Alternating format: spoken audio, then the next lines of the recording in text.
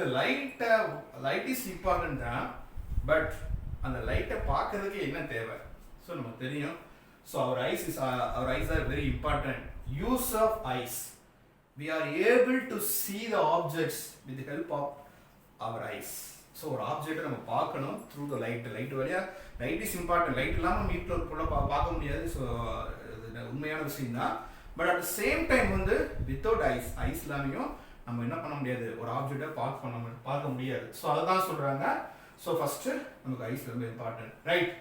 So next important questions சொல்லலாம். இந்த யூனிட்லேயே வந்து one of the important 5 mark or 7 marks. Properties of light. லைட்டுடைய ப்ராப்பர்ட்டிஸ் என்ன, ஒன் பை ஒன்னாக பார்க்கலாம். First property, light is energy.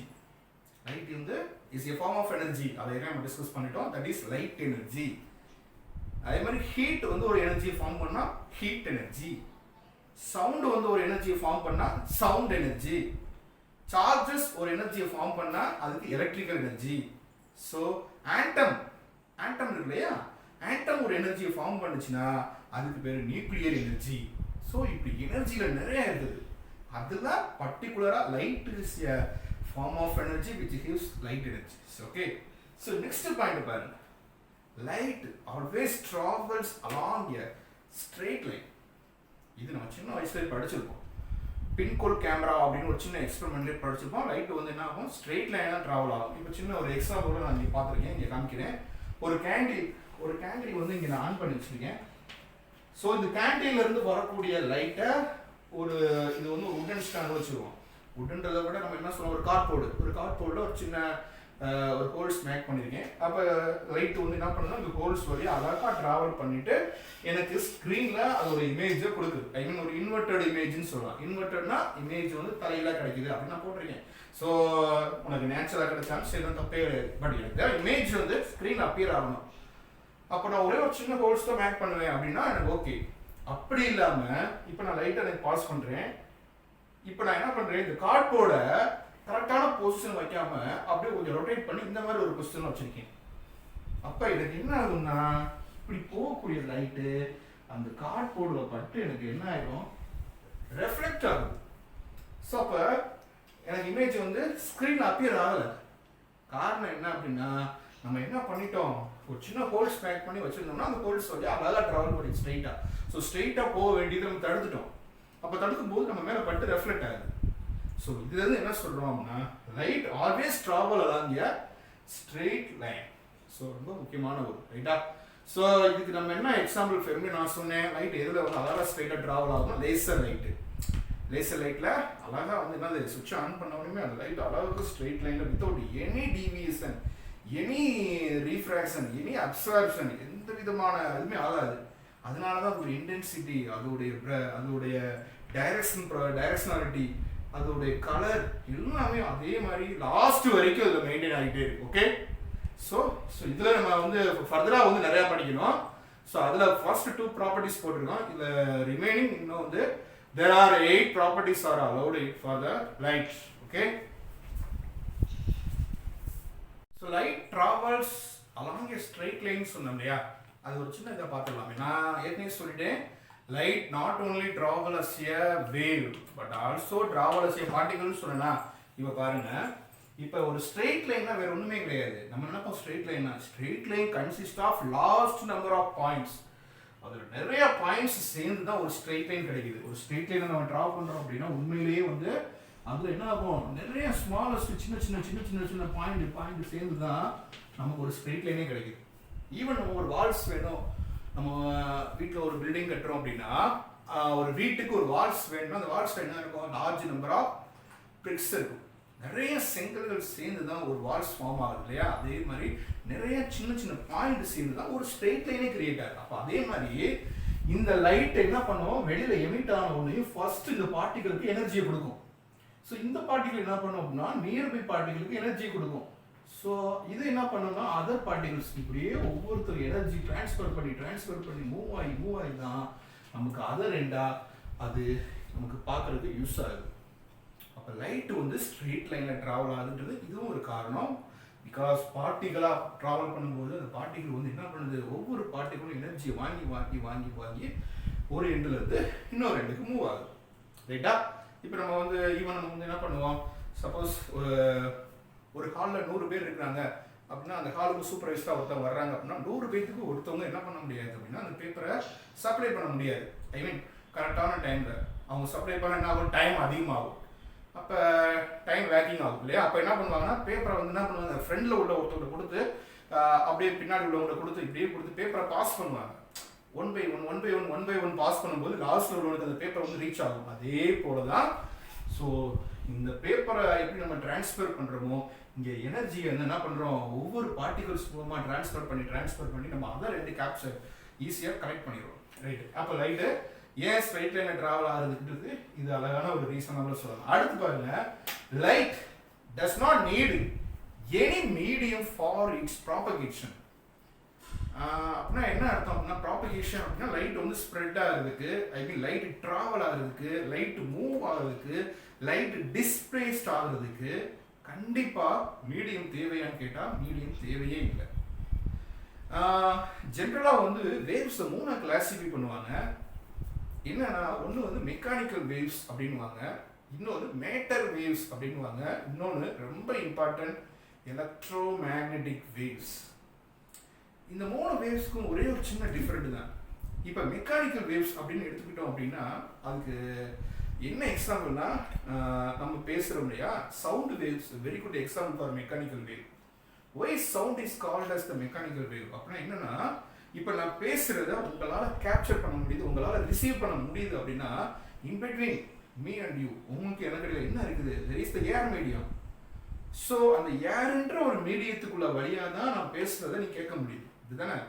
அப்போ எந்த மீடியத்துக்கு ஐ மீன் எந்த வேவ்ஸுக்கு ட்ராவல் பண்ணுறதுக்கு மீடியம் தேவையோ அந்த வேவ்ஸ்க்கு பேர் தான் மெக்கானிக்கல் வேவ்ஸ். மெக்கானிக்கலாக மூவ் ஆகும். ஈவன் இந்த one more example water waves கூட சொல்லலாம். இப்போ ஒரு வாட்டர் எடுத்துக்கோ, ஐ மீன் ஒரு சின்ன பாண்ட்ஸ், ஒரு குளம் எடுத்துக்கோ, அந்த குளத்துக்குள்ளே என்ன பண்ணுற, ஒரு சின்ன கல்லை தூக்கி போடுற, ஒரு ஸ்டோனை ட்ராப் பண்ணுற. அப்படி ட்ராப் பண்ணும்போது நமக்கு கிடைக்கக்கூடிய வேவ்ஸ் வாட்டர் வேவ்ஸ். அப்போ அந்த வாட்டர் வேவ்ஸ்னு ஒன்று ஃபார்ம் ஆகும்னா வாட்டர்னு ஒரு மீடியம் இருந்தால் தான் வாட்டர் வேவ்ஸ் கிரியேட் ஆகும்.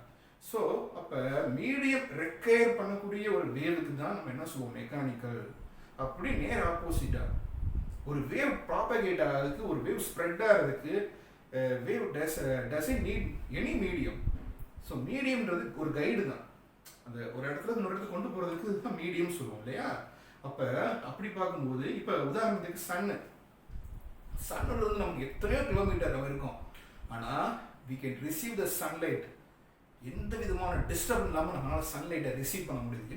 என்ன ரீசன் பார்த்தோம்னா, நமக்கு சன்னுக்கு இடையில எந்த மீடியம் இருக்குன்னு அவசியம் இல்லை, பட் நம்ம கேப்சர் பண்ணுறோம், லைட்டை ரிசீவ் பண்ணுறோம்னா அதுக்கு பேர் radiation. Without any touch, without any contact, without any medium.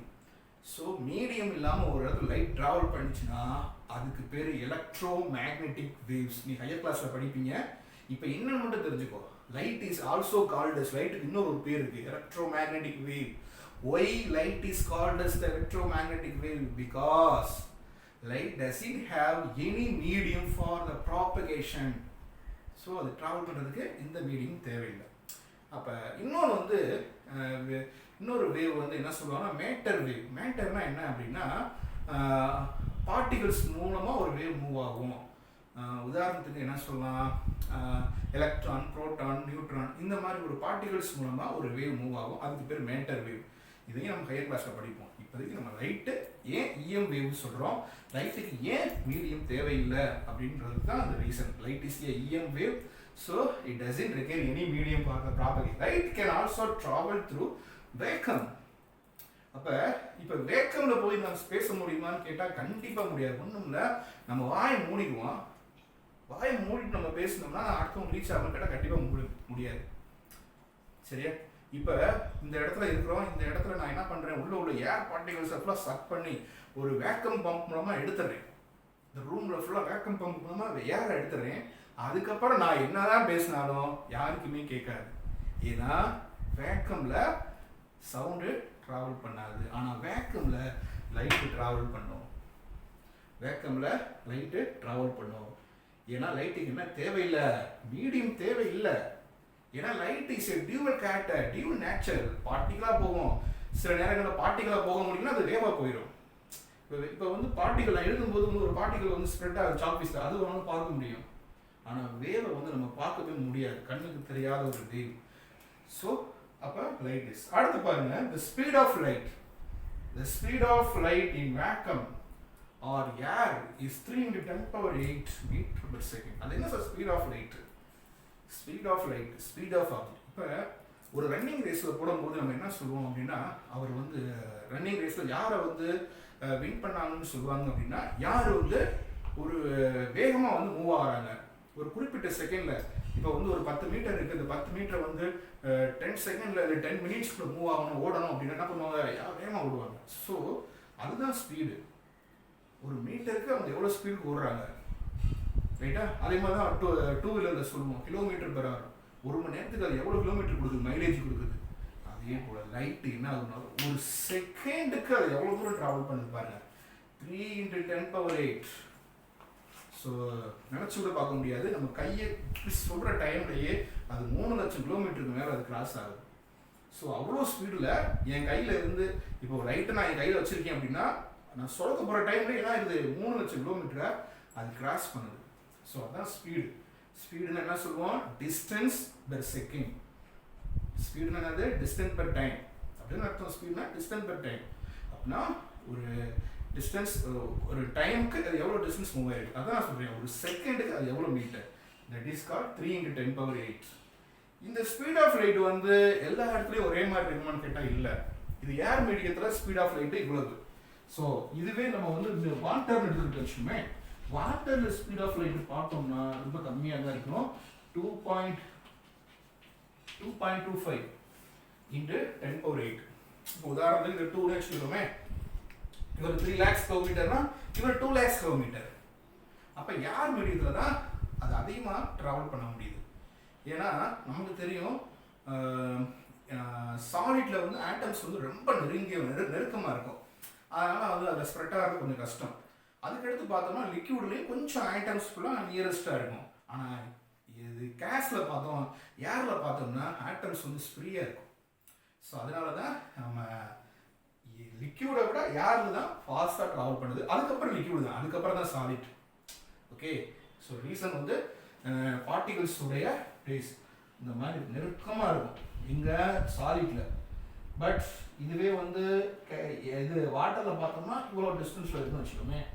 இதுவே நம்ம ஏரில் பார்த்தோம்னா இந்த மாதிரி. ஸோ அப்போ ஒரு ஆட்டத்துக்கு இன்னொரு ஆட்டத்துக்கு டிஸ்டன்ஸ் கம்மியாக இருக்குது, அதனால அதால் ஈஸியாக ஸ்ப்ரெட் ஆக முடியுது, அதோட எனர்ஜி அழகாக ட்ரான்ஸ்ஃபர் பண்ண முடியுது. ஓகே.